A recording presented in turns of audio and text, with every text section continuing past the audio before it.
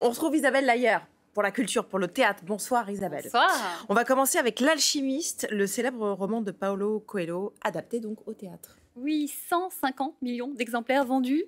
Voilà, j'en ai acheté un, livre fétiche, 80 langues, adapté en 80 langues. Eh bien, il faut vous dire que adapter ce livre au théâtre, c'était un vrai défi. Je peux vous dire que le défi est réussi par cette magnifique troupe. Ils sont 3 comédiens sur scène. Alors, finalement, ça confirme une des leçons essentielles de cette œuvre qui est quand vous tenez réellement à quelque chose, l'univers entier va conspirer à vous y aider. Je vous rappelle, l'histoire, c'est Santiago, qui est un jeune berger qui part à la conquête du monde, découvrir le monde. Il va rencontrer au bout du chemin un sage, l'alchimiste.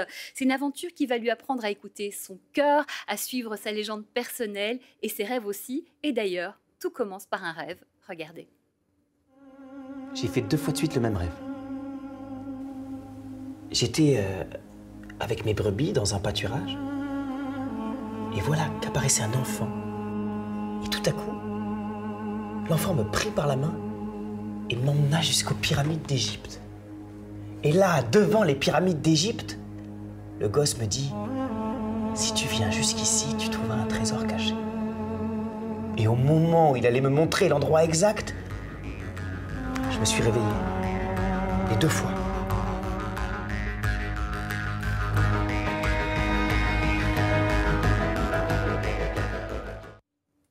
L'Alchimiste, un magnifique spectacle à voir au théâtre du Lucernaire à Paris jusqu'au 11 juin. Et ils seront également au Festival d'Avignon. Ça commence à se Oui, préparer.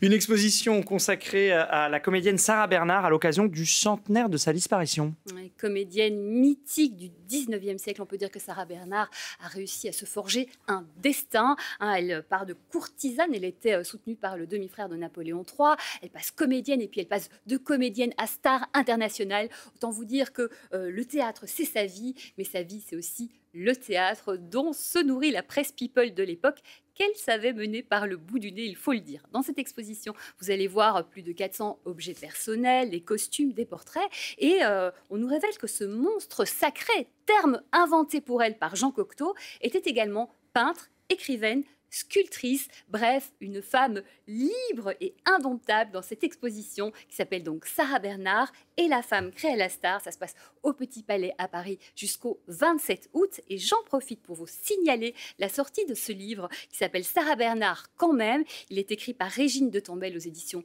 Actes Sud qui raconte en fait les dernières années de sa vie mais vu par son assistante souffre-douleur, donc c'est un point de vue très intéressant. Merci beaucoup.